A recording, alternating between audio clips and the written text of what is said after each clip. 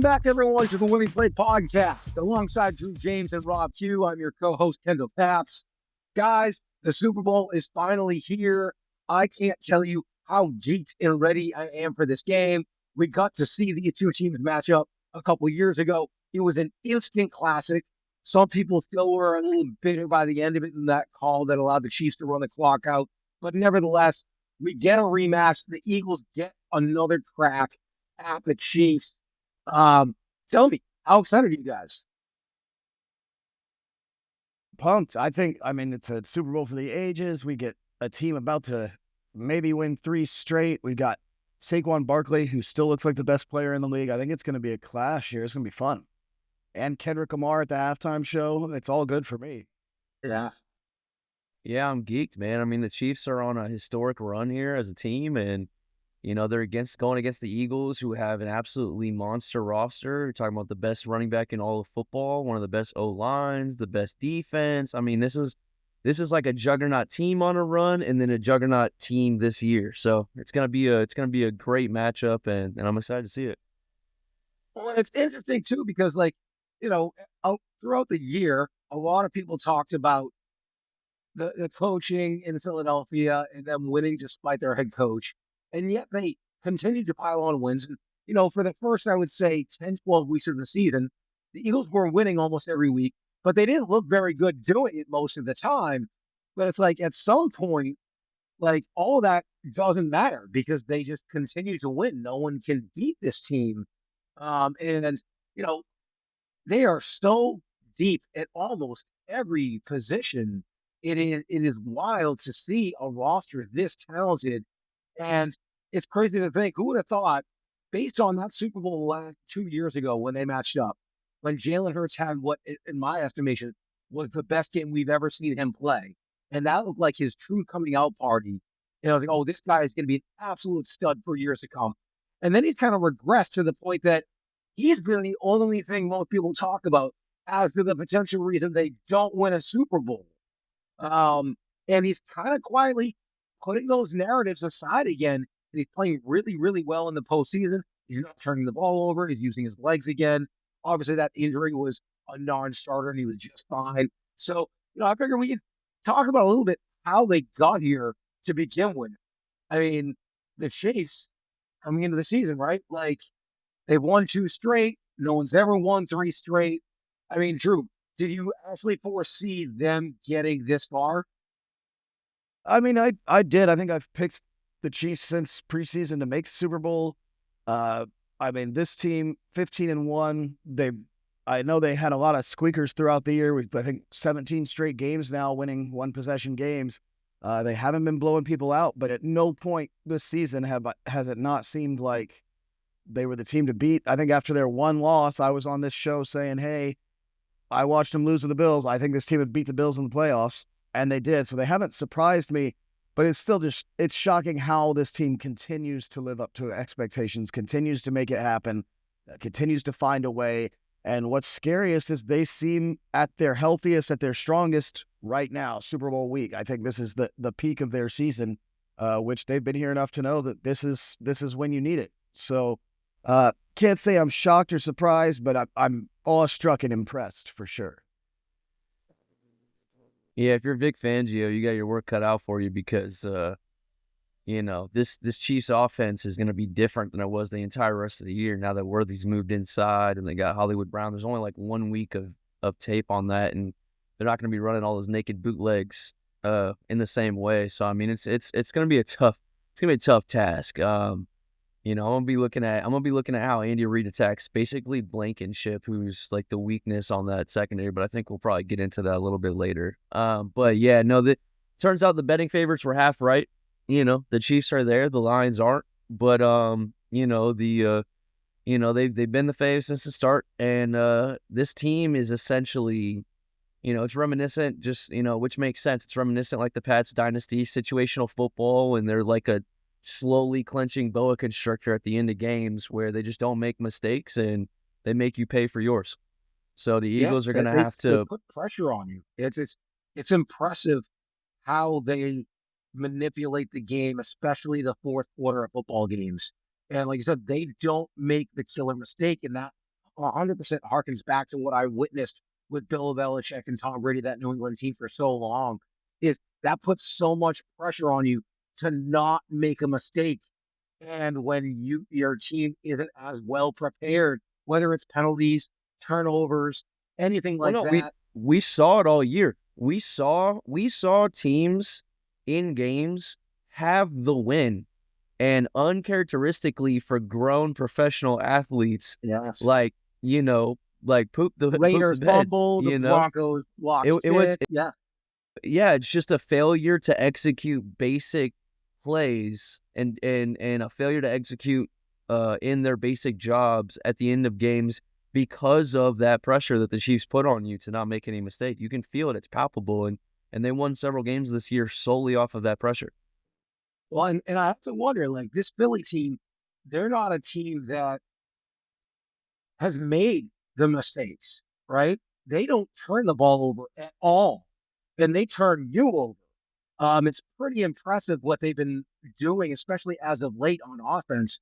And, when that passing game with Jalen Hurts is actually on track, which I actually heard Tom Brady on Colin Cowherd's show earlier this week, and he was talking about when that Eagles team is at its best, it's when their passing game is staying in rhythm.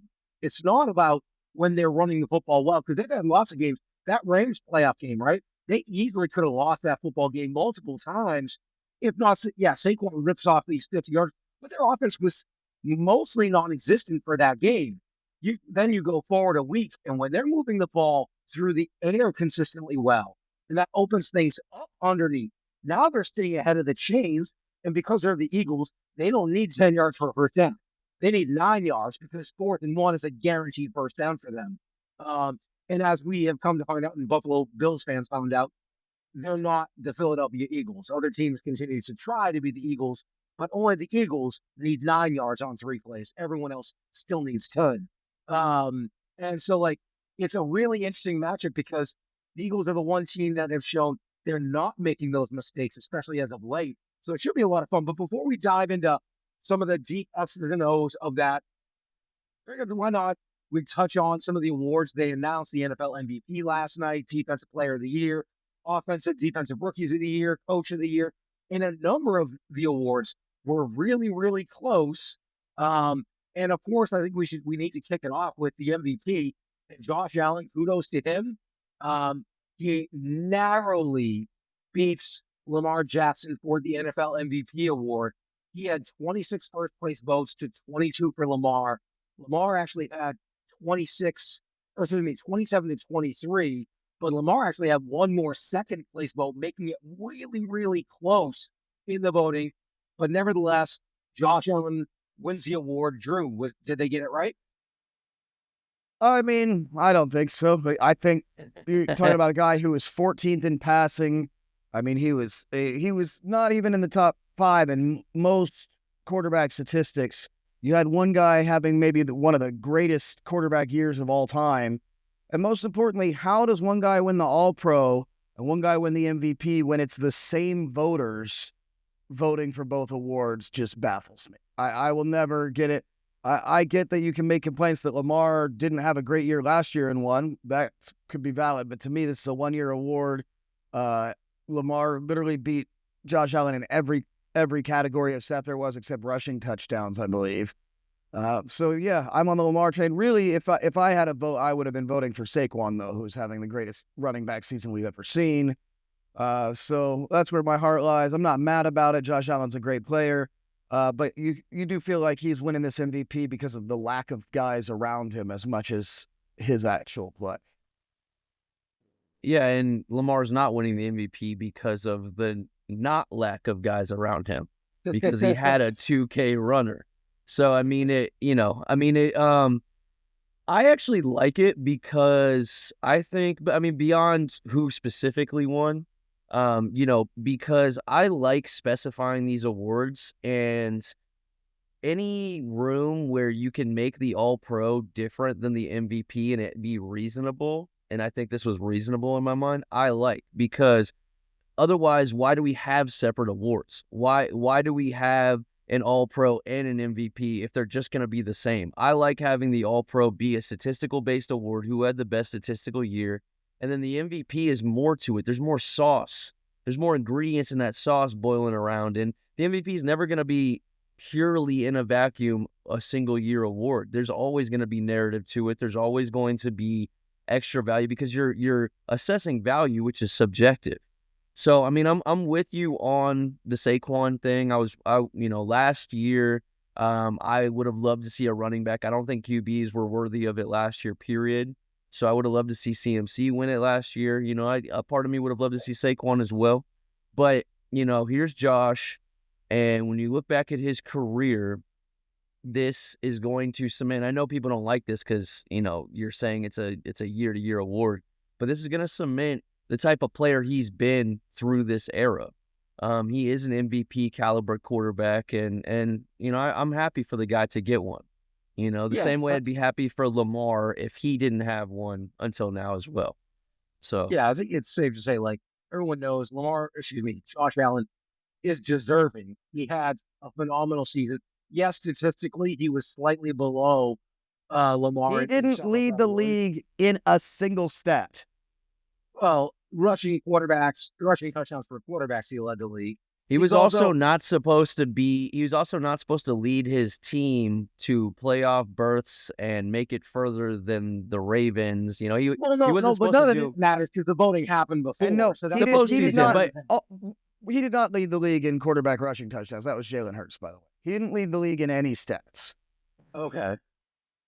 Oh yeah, well, but there's it's tush but we pudding. just established it's not a stat based award, right? I mean, Yeah, but it's just beyond not. that, I think part of the reason I think there's several factors as to why Josh won it over Lamar. And Drew, you're right. You could easily make the case that Lamar had a better season than Josh Allen, including beating Josh Allen heads up early in the season.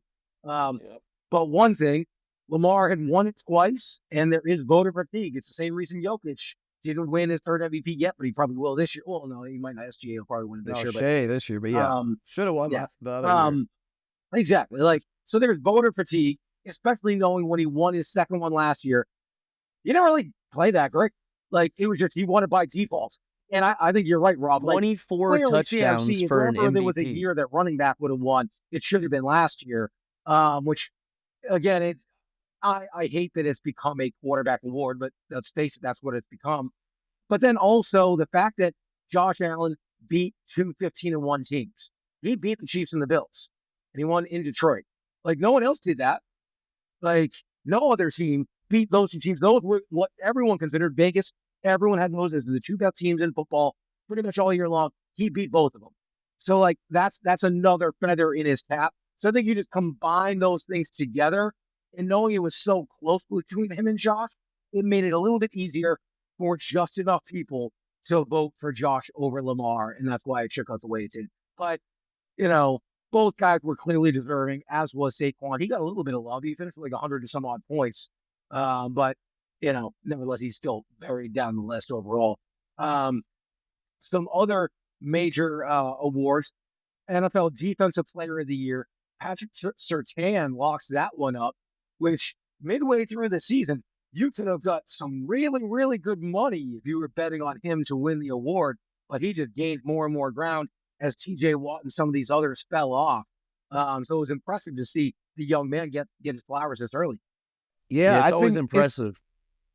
it's so nice to see the NFL rewarding somebody who's not just a pass rusher with this award. But yeah, at 400-1 to win a few weeks ago, it's kind of the equivalent of making a running back the MVP, which we haven't had in a while. But this has been so defensive line heavy. I think TJ Watt really kind of fell off towards the end of the year, which didn't help his candidacy. And He Patrick was playing Surtain hurt. has been amazing. I do think it was well deserved. I think we said in our picks for these awards, I didn't think he'd win, but he would have been my vote, and I love to see it.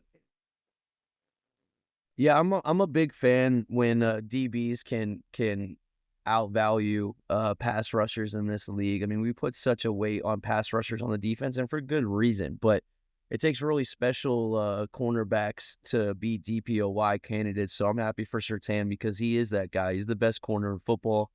And I'm happy to see him get one between the Myles Garrett and TJ Watt kind of showdown that happens most years. Well, and another really close award, and I think it was closer than maybe a lot of people thought it was going to be, but nevertheless, the favorite did win out, and that's NFL Coach of the Year. Kevin O'Connell with the Minnesota Vikings taking home the award. And it was much deserved. Dan Campbell, though, not too far behind in the voting. And it probably makes some sense that some voters might have been swayed by that Week 18 drubbing the Lions put on the Vikings with the season and the division and the one seed on the line. But I was glad to see that not enough voters were swayed to take this award from O'Connell because let's not forget, everyone expected the Lions to be really good. The Vikings were picked to be dead last in that division by almost every major publication coming into this season.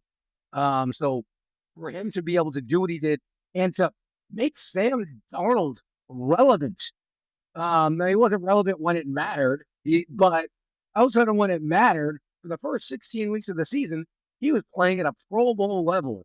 And to say that about Sam Darnold, I don't think I would have ever seen myself saying those words. So Kevin O'Connell, I think, was the right man for the award this year.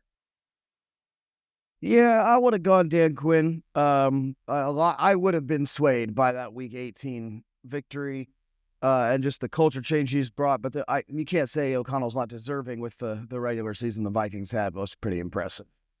You said you would have gone with Dan Quinn, not Yeah, Dan Campbell, but Dan Quinn. or Dan Campbell. Sorry, Dan Campbell. Yeah, okay. I was just wondering. I was gonna say. I was like, well, having Jane Daniels. I mean, Yeah, that kind of helps your case more. But yeah, no, I'm happy for Kevin O'Connell. He was my pick for Coach of the Year, and I mean, he deserves it, man. 15 win team with a quarterback that was kind of chewed out by the league, and it's not his fault to say I'm kind of pumpkin back at the very end there. He did a phenomenal job. Um, and I don't see any controversy. I do feel a little bad for Dan Campbell just in the sense that I am gonna have to see this new era for the Lions now that they've lost Ben Johnson and Aaron Glenn, and they've lost their entire coaching infrastructure. So I don't know if Dan Campbell's gonna be back up there in the running, but it leads a situation where if these Lions are really good yet again, he's doing it with a brand new staff. He'll be right back in this Coach of the Year conversation. So it's very possible that with success that he could be right back there. Yeah, I agree. Um, the NFL, they also announced the newest members of the Hall of Fame. We got Jared Allen, the pass rusher, Eric Allen, the longtime DB, Antonio Gates, and Sterling Sharp, one of Brett Favre's early favorite targets with Green Bay. I'm curious your guys' thoughts here. Do you think all four guys were deserving? Do you think maybe some guys might have been overlooked? What are your thoughts? well, I thought all four guys are definitely deserving. I mean, Sterling Sharp, one of the greatest wide receivers I've ever seen. Obviously, he had the neck injury. He only played 7 seasons, so his stats might not be up there, but those 7 seasons are right up there with Jerry Rice for one of the greatest stretches we've ever seen from a wide receiver. Uh, Jared Allen, an amazing, amazing pass rusher. But there's a lot of guys here that I felt like got snubbed. How is Adam Vinatieri not a first ballot Hall of Famer? The I greatest kicker any Yeah. of us have ever seen in our lives. You might as well Multiple say no Super Bowl winning kickers. tips. Yeah, you Yeah, might you as might well as well just say never no just kickers get into the have Hall a of Fame. different Hall of Fame Like for the you kickers. And then Terrell Suggs with more sacks than Jared Allen. And then my beloved Patriot killer, Eli Manning, still not even close to getting in, I think is a shame. But those are my takes. the Eli voting is going to get closer as the ballots go on. They just didn't want to make him a first ballot, and then the Sterling Sharp one is an interesting case. I'm happy for him. It's an interesting one because it just goes to show if you have true domination at your peak, you can make it, but it takes true domination. I mean, it's like a philosophical thing. Can you maintain that peak, and is it enough? Because 6 or 7 years really isn't too long for a wide receiver. So. I mean, I like it though. I mean, I think you were talking about Terrell Suggs and Jared Allen a little bit. We could talk about pass rush specialists and see who should have gotten in, but What do you guys think? Do you guys think that Sterling Sharp, Shannon Sharp has talked about his brother was better than him? Do you think that he was the better Yeah, Sharp? Shannon I Sharp do. was by far better than Sterling Sharp. Sterling Sharp does not belong in the Hall of Fame. I feel very strongly about this. And I was a Sterling Sharp fan. When I was a kid, I loved watching Brett Favre play. I remember when Sterling Sharp was his number one target. He played 7 seasons. 3 seasons, he had more than 90 catches in his career. He had 3 seasons with more than 90 catches in his career. He had two fantastic seasons and 1 season with Well, 94 catches for like 1,100 yards. He had 2 seasons with 65 catches, 1 season with 55 catches. That's his career. So his career was really 3 seasons. And he got to the Hall of Fame. I mean, Yeah, like, it's and a he's a puzzling vote five-time for Pro sure. Bowler who led the league in catches 3 times, led the league in yards twice. But yeah, the longevity is not there for sure. but that's part of my argument. Like, if you only play 7, and of those 7, only 3 or 4 were elite, the other 3 were just pedestrian seasons. So you had 3 or 4 elite years. Normally, to make it to the Hall, like, longevity is a big part of it. Like, you see guys who have played 10, 15, depending on position, maybe even longer, but at least 10 to 15 years or so for most guys that are in the league. And if it's going to be less, like Kurt Warner, let's say, right? Like, Kurt Warner had several seasons and took several teams to Super Bowls. Like, Sterling Sharp can't say any of that stuff. He never played in the Super Bowl. He never was on an elite football team. He just had 3 elite seasons of his 7 NFL seasons in his career. And again, I was a huge Sterling Sharp fan. I loved him, like, out of him and Antonio Freeman and all those different guys that Favre would throw to. Sharp was my personal favorite. So, like, this is not coming from a place of any personal thing. I'm just trying to look at it objectively. I don't think he belongs in the Hall of Fame.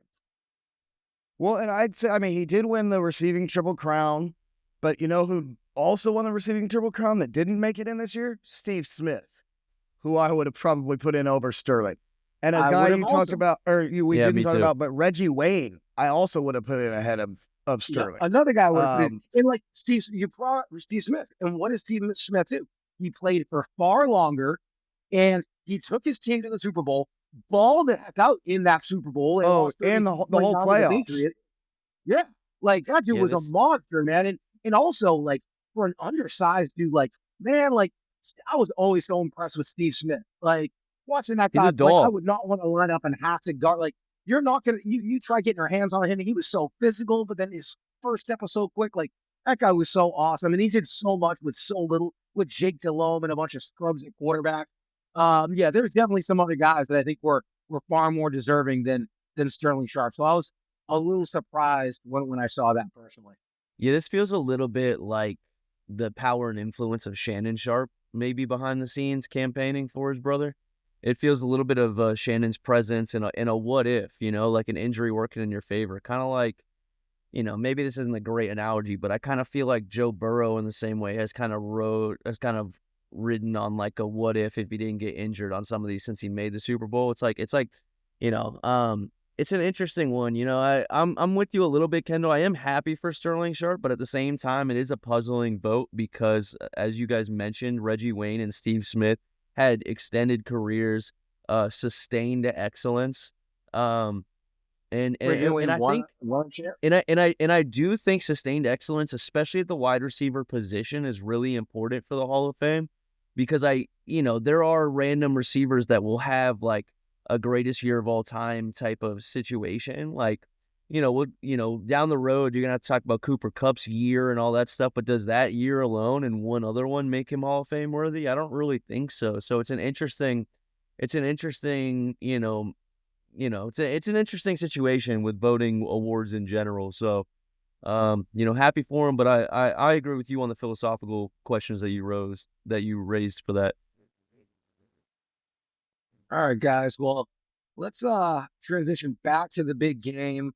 Um, Obviously, there's several different aspects of this game to dive into and to try to dissect. And Drew, I'm curious. For many years, the Chiefs were built with this Mahomes-led offense as this scary offense.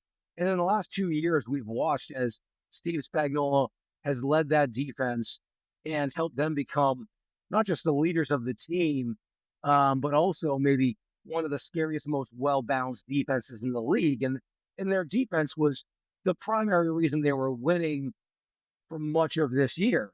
But like most great teams, the offense got better and better as the season progressed. And as you touched on earlier in the show, they're also healthier now than they've ever been. So if you're the Eagles, what's a bigger concern? What's scarier to you? The Chiefs offense led by Mahomes or the defense led by Chris Jones? Well, I mean, I'd say for the first 3.5 quarters, I'd say that defense is scarier, especially with Jalen Watson back at that other cornerback slot. Their pass defense, their pass rush, their rush defense, that defense is scary. But I don't know of anything scarier in sports than giving Patrick Mahomes the ball back with 2 minutes to play.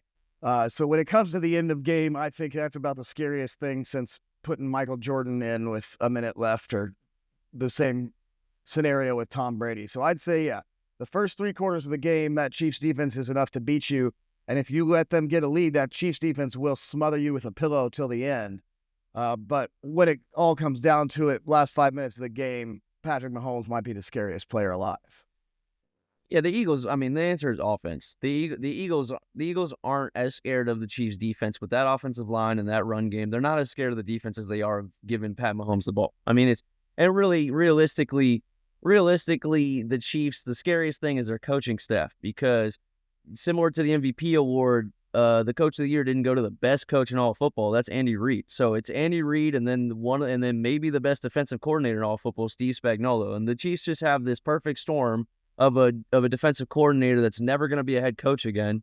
That's so good. It's kind of like what Todd Bowles was before he was elevated to a head coach on that Bucs defense, which is like you have the best DC in football that you don't have to worry about becoming a head coach, mixed with the best coach in football period, which is Andy Reid.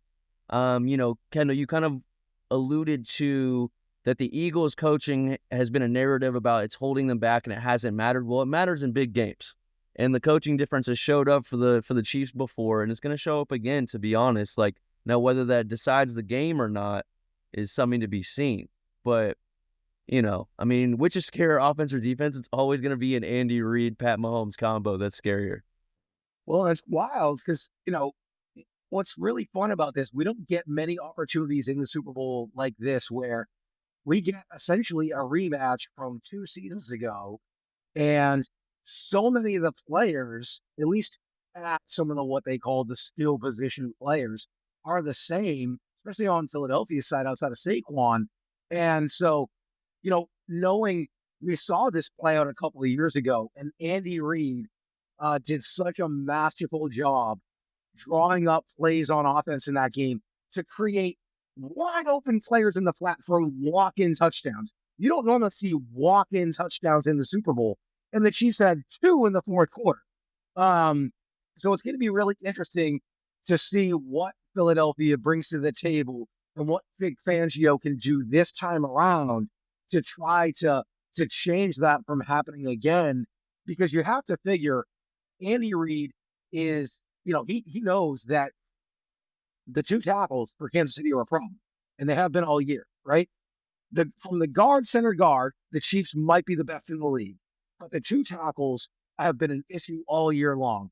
And with that defensive front from the Eagles, they're likely going to apply pressure, which means Andy Reid's going to drop a lot of packages in a lot of plays to get the ball out of Patrick Mahomes' hands quick, right? You have to figure he's going to be getting the ball quick for much of the game. And the way they run their offense has been conducive to that exact style. It's no longer the Tyreek Hill run 40 yards and I'll chuck it to you. It's utilizing 5-yard curls and guys just making plays after the catch. Xavier Worthy yards after the catch. So like from that perspective, I wonder if the matchup actually plays really, really well into Kansas City's hands this time around, knowing the personnel they're looking at. Yeah, we're gonna see some wide open Worthy plays. We're gonna see some wide open runs by Pat Mahomes. It's just gonna happen. We're gonna see some open Juju Smith Schuster catches. He's gonna have like 2 or 3. I mean, it's gonna happen. So it's gonna be really interesting to to see. And to bring up the center guard, they're sacrificing one of their guard spots by moving Joe Tooney out to the left tackle, and he did a fantastic job last week. So they helped one of their tackle situations with one of the best guards in football that is playing a tackle job. So that's impressive, but another masterful move by Andy Reid. Well, what about from the Eagles side of things? True. Jalen Hurts, like I touched on earlier, has been the reason many people thought Philadelphia wouldn't make it to the Super Bowl. And yet, here he is playing at a really high level when it matters most. He's not turning the ball over. He's getting the ball out on time. He's getting AJ Brown involved. What are your thoughts on his role in this game? And is he, proving some of the doubters wrong? Well, I mean, if they win this week, he certainly will be. He hasn't had his best season. We've had questions all year long about this Eagles offense and whether it's too reliant on Saquon, whether the coaching and the offensive players are on the same page. But when it's come down to it in the playoffs, Jalen Hurts has had some of his best games. He's come through. I know nobody's going to call him the most valuable player on that offense, no matter what happens. But for a young guy who's already been to one Super Bowl, is now in his second. How many quarterbacks in the league would kill for that? I agreed. He's been on an amazing team with an amazing coordinators, amazing GM who's finding these players. He's got a great offensive line. He's got the best running back in football. He's got some amazing wide receivers. So he is surrounded by the pieces to do it, but he hasn't screwed it up. And then in the playoffs, he's actually come through and been the reason that they've been in a couple of these games. Not the only reason, but he's really outperformed where I think people had him last year. And if they do come out and win this year, you have to start acknowledging that he's at least a guy who's not keeping your team out of the Super Bowl. Yeah, I mean, if the Eagles lose, I think the immediate conversation afterwards, if Jalen Hurts has a really good game, is that they're not going to put it on him and they're going to say that he answered doubters. But I think they have to win to have sustained credit to him, unfortunately, because he's already done it where he went to the Super Bowl and had an amazing game and it didn't answer the doubters. Like it's just an unfortunate humanistic quality to the conversation where, again, I think, like I said, immediately after the game, if he has a great game and they still lose, they'll talk about, oh, look, he answered doubters and all this stuff. But I think realistically, years down the line, if he'd have to have like an all-time game in another losing effort in order for like the narrative to not be that he held them back, But Jalen Hurts is a winner, man. Before Saquon ever got there, he was the foundation for what they did on offense. I mean, it can't be overstated how unique this tush push is, because other teams have tried to do it and they just can't do it the same way, So I mean, it's Jalen Hurts is the greatest sneak QB of all time. So I mean, it's one of those situations where Saquon is having an unstoppable year. That anything within 2 yards they're going to go for it with this tush push. It's going to be a great situation, and I think that we're going to see another great performance by Jalen Hurts. He tends to step up in these big moments.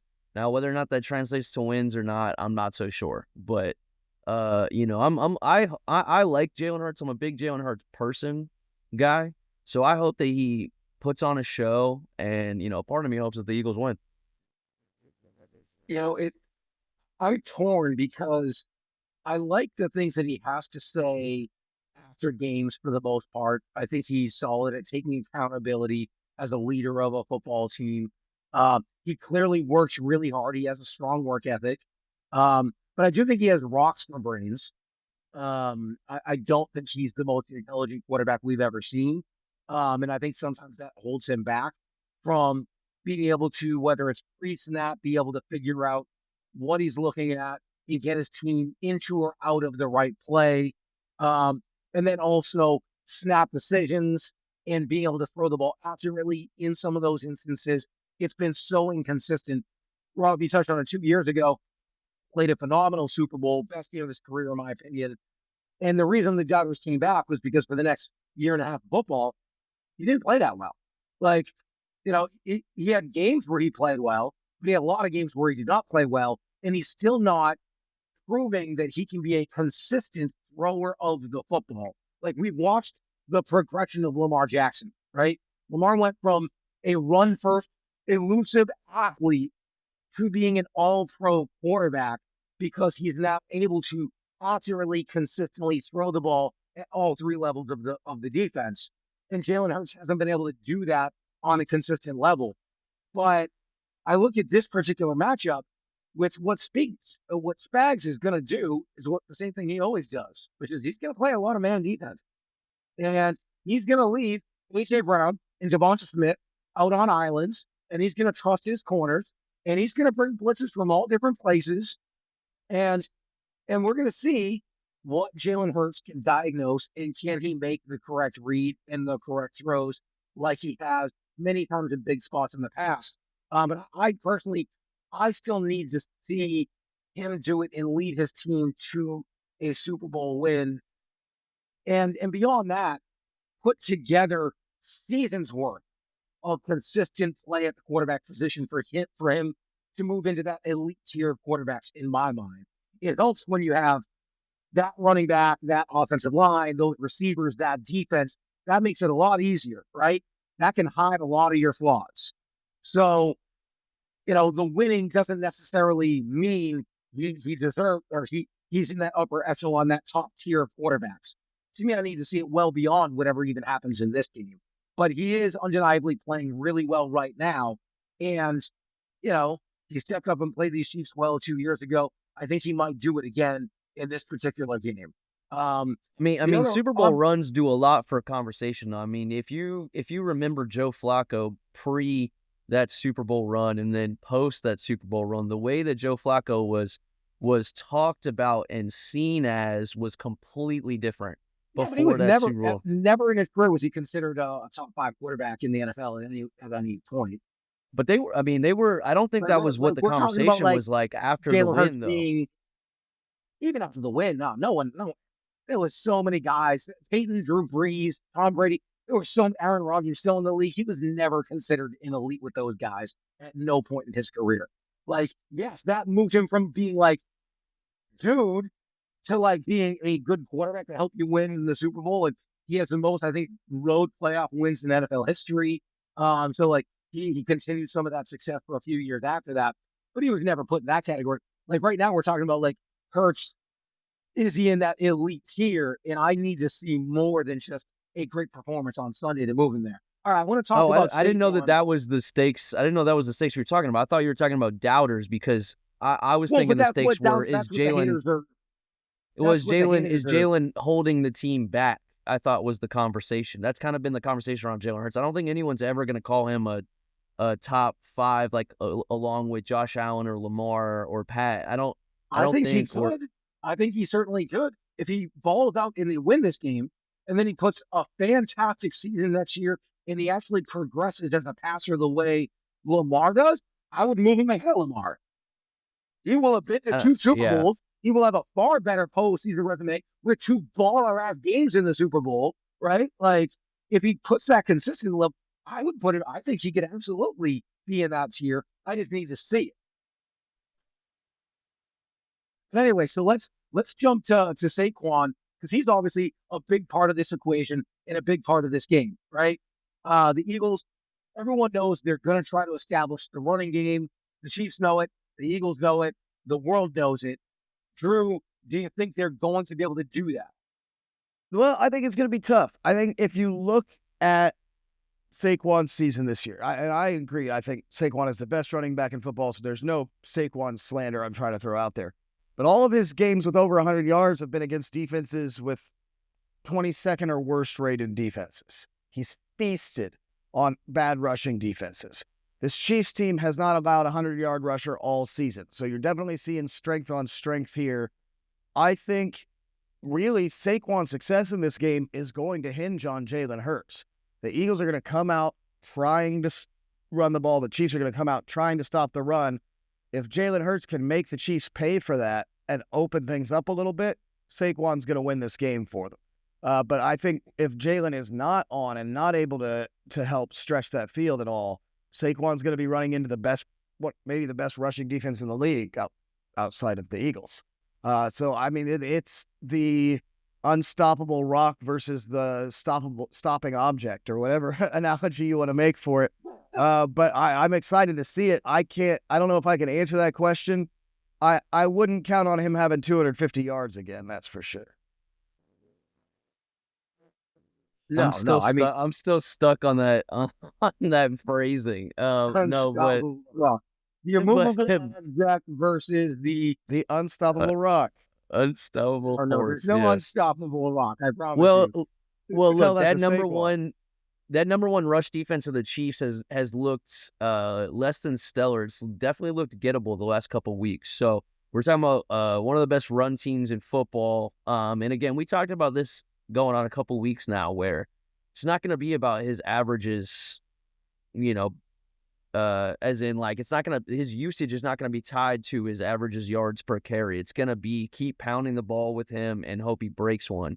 And he's shown over and over and over again this year to keep doing that. Eventually, you just keep handing. This is where coaching comes in, because it's not going to be surprise what the Eagles want to do on offense and what the Chiefs are going to want to do on defense. And Drew, you spoke to that. It's not going to be a surprise. So it's going to be all about the coaches and how they execute the game plan. Because the Eagles are going to want to run the ball, and the Chiefs are going to try and stop the run and make Jalen Hurts beat them. So, there's no surprises here on that matchup, and I'm looking forward to it, man. I think Saquon's going to break some. I really do. Well, I think one other aspect to the Eagles' offense that not really many people are talking about, but that's been the role of Dallas Goedert in the passing game. He's had a injury-plagued season once again, but when that guy's on the field for 3, 4 years now, he's one of the best pass-catching tight ends in the league, bar none. And he's been healthy the last month, and he's putting up big game after big game at the tight end position. In the Chiefs ranks dead last in the NFL in yards allowed to tight ends, and I think they were like second to last in catches allowed. So like tight ends tend to feast over the middle against them, and knowing the success that God has seen, especially extending drives on key third downs, he's an easy go-to for Jalen Hurts. And the Chiefs have good corners. It's not always going to be easy for AJ Brown or Devonta Smith to just win that one-on-one matchup. And if it's not there, there's a good chance that Goddard over the middle is going to create some separation and create some space. So, like, that's certainly something to keep an eye on. So I wouldn't be at all surprised to see Dallas Goddard have the best pass catching game of any Eagles player in this game. Well, and Too, that tight end stat against that Chiefs defense is a concession made by Spagnuolo's tendencies on defense, where he blitzes so much. You're going to blitz that heavily. You're going to leave a guy open in the middle of the field for shorter passing routes. That's why, if you're an offensive coordinator going against the Chiefs, you do target those tight ends, because in any situation, especially if you have a quarterback that's good pre-snap, you should be, hopefully be able to see through the disguise that Spagnuolo wants to do. And there's going to be a guy open initially because of these blitzes. So, I mean, it'll be really interesting. I like that you brought him up, and we haven't talked about A.J. Brown or Devontae Smith needing to have a huge game as well, because they're going to have to step up. Sometimes A.J. Brown does that thing that like DK Metcalf kind of does, where they play smaller than they are, and you can't see him drop a touchdown like he did against the Rams, or like he's done a couple times throughout the season and stuff. We're going to need A.J. Brown to show up as well. So, I like that. true. I think. Do you want to talk about the halftime show for some reason? Oh, I mean, I don't know. We're talking about the Super Bowl. We got Kendrick Lamar going. Anybody you guys are hoping shows up, or I guess any commercials you're excited to see? I don't know. There's got to be some extracurricular activity here.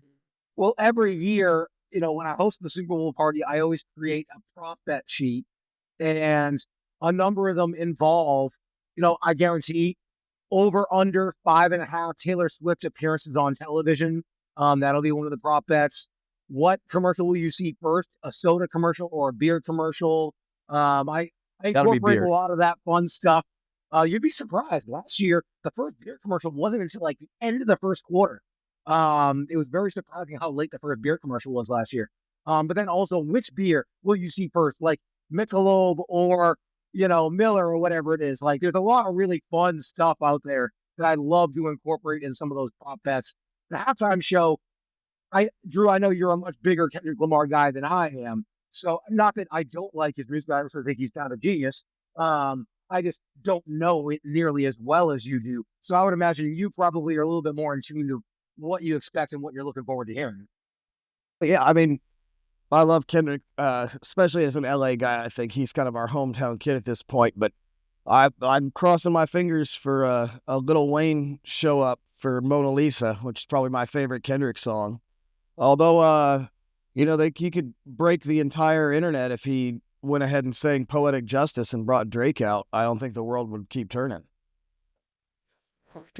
There's no Oh man, that would be chance. There's wild. no chance, dude. Oh, that would be so That'd be wild. sick though. Yeah, I was trying to think, I mean anything's gonna be better than the weekend halftime show. So I mean Shots, so shots I'm thrown. looking forward. We I can like the catching weekend's strays music, but here. man, he should have never done his TV show and he should have never done the halftime show. Both shows were just god awful. So I like the Taylor Swift. I'll take that bet for sure. The over Has or the it?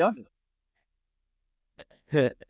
I'll take the under. No, I'll take the over. I'll take the over, and I'll take the beer ad coming in first. It Dude, give usually me always depends on like how well Kelsey or the Chiefs are doing, right? If they're not doing that great, you don't see her that often. If they're doing great or Kelsey has a few big plays, if he scores a touchdown, you'll see her 3 times. And But he that's will, actually what because that's what he does in the playoffs. So that's what he does in play, especially the Super Bowl. So that brings me to some really interesting prop bets. So when I was looking into certain prop bets and player prop bets for the Super Bowl, a few different ones stood out to me.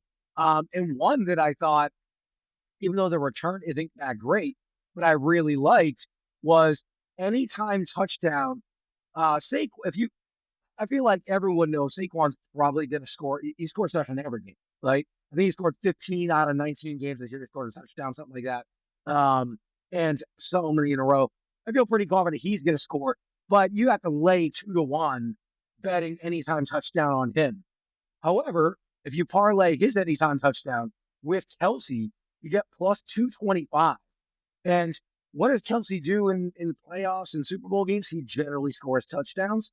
So knowing you're getting better than 2 to 1 on your money, I actually find that to be a really intriguing bet. I feel pretty confident that both of those guys are going to find pay dirt on Sunday. it'll be Oh, interesting to and see if it'll be interesting to see if Saquon scores a touchdown that isn't tied to a busted run. Because this Eagles team, when they get close to the goal line, it's all Jalen Hurts. So usually Saquon has to score from further out. So it'll be interesting to see if one, if he can bust a big run, and two, if he doesn't bust a big run, does he still get a touchdown? you Um, know what's that crazy? If I had to guess, I'm going to go out here on a limb and I'm going to say he will score 1 touchdown and it's going to be a receiving touchdown. Um, and I'm guessing it's from like the 15 or 10 yard line. They're going to drop a screen on a second down or a third down, and Spags is going to bring a lot of people. He's going to check it out in the flat, and there's not going to be anybody there, and he's going to make one guy miss, and he's going to score. If I had to guess, that's how they say Coleman gets in the end zone. Because, like you said, when they get down to the one or the two, they're just tush pushing it in.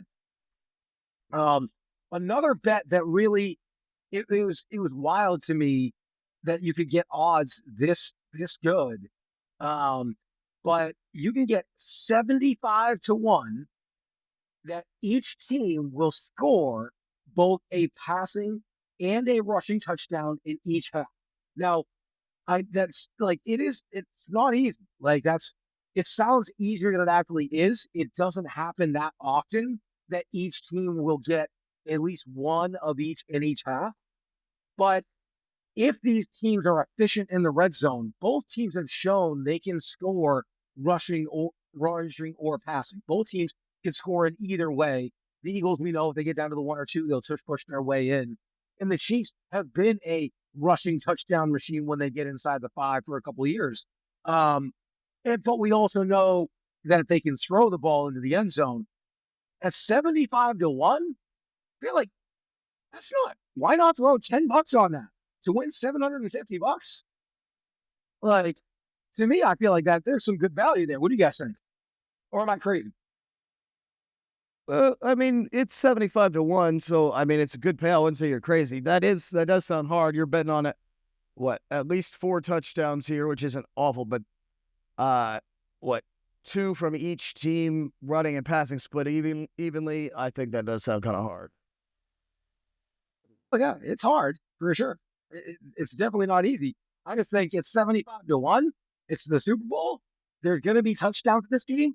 I expect both teams to finish drives for the most part. I don't think we're going to see a lot of kicking in this game. I think both teams, especially the Eagles, know they're going to have to finish drives. You're not going to beat the Chiefs kicking field goals in this game. So there's going to be a lot of fourth down attempts and probably conversions. So knowing that, I think we will see a lot of touchdowns. Yeah, I mean, the key to beating the Chiefs has been be up by 9 or more at the end. That's just the key, unfortunately. So they're gonna have to stay aggressive and stay That's tough. consistent. I mean, the only team that did it was Buffalo, and they're the one team that has done that to them in the regular season every year. They just can't do it in the playoffs, apparently. Um, all right, guys. So beyond some of those prop bets, uh, I want to get to everyone's picks. It's that time. Early in the season, we made some picks, and we've kind of wavered. Drew, you had the Chiefs in this game. You had them losing to the Lions in the Super Bowl. I think I honestly don't remember at the beginning of the season what my pick was. I think I might have had the Chiefs, but yeah, I think I did. I think I did. I'm gonna have to go back and look. I honestly don't remember, but I do know that Rob, you and I, 6 weeks ago, we made $100 each. So we made a $200 bet that the Chiefs will win the Super Bowl, getting 4-1 on our money. And so, like, if the Chiefs win, we're standing to make a nice little chunk of change. Are you thinking about hedging? Am I thinking about hedging? Yeah. Yeah, I mean, I'm thinking about it, but I'm gonna go ahead and hold strong. I mean, in a sense, this bet on its own was already my hedging because I'm not personally rooting for the Chiefs to win.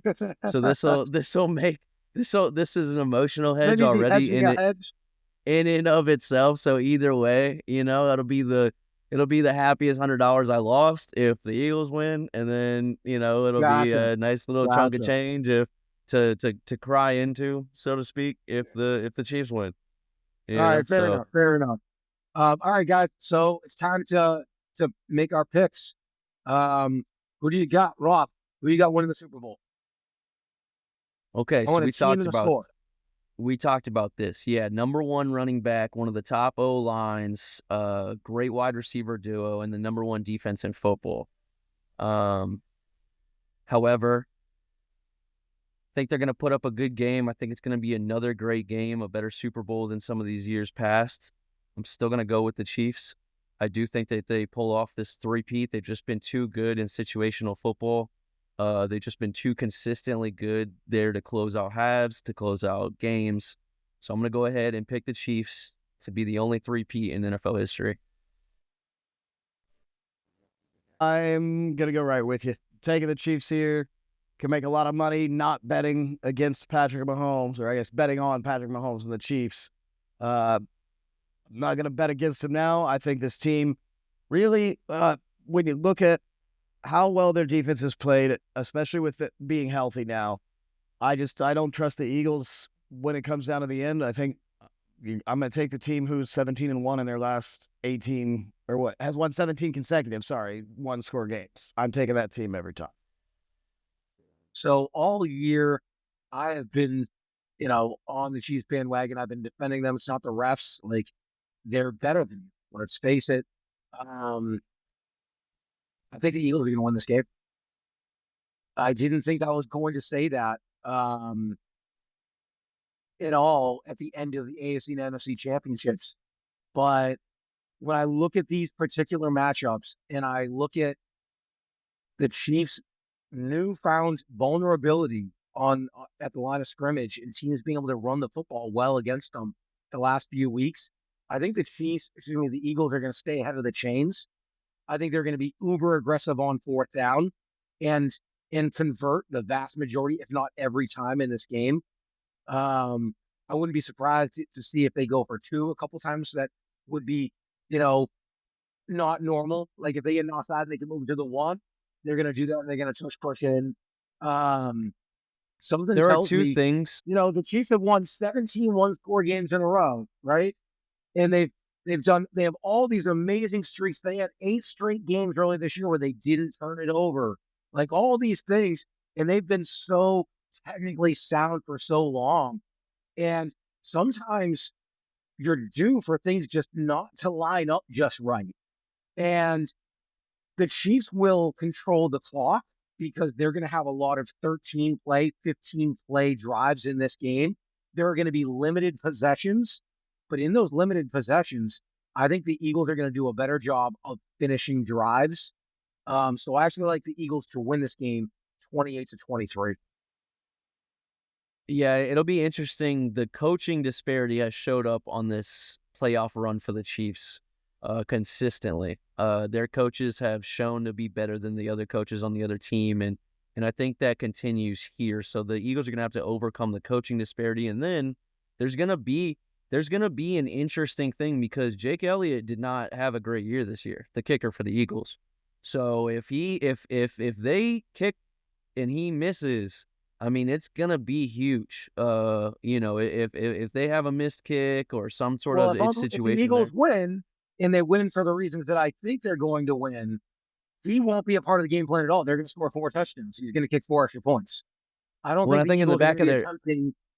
I don't I think they're think in going to the be back of the attempting mind field goals. because of his miscues this year, however aggressive they were gonna be, I think that they'll be even more so just because I think inevitably in the back of Sirianni's mind, he's gonna know that Elliott has missed some kicks this year, and so it's just As gonna be even Brady's more. talked about earlier this week, like I said, when the Eagles are moving the chains and their passing game is in rhythm with Saquon in the backfield, as Tom said, this offense is practically unstoppable. It's And I unstoppable. believe Yeah. this.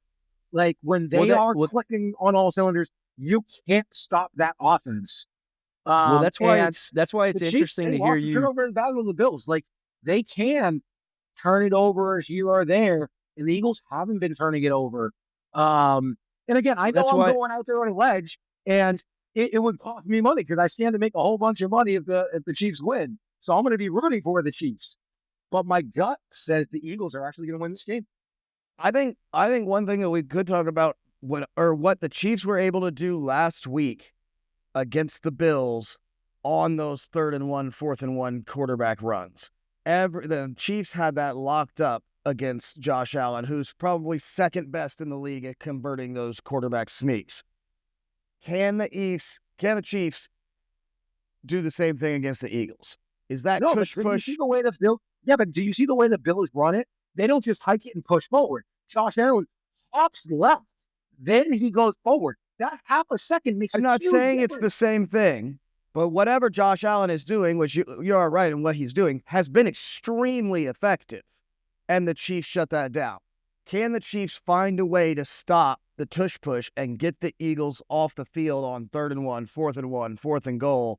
I think that could be the deciding factor in the game. If they can come up with a solution, again, not the same play, but similar to the solution they found against the Bills, I think that's going to go a long way towards stopping this Eagles offense.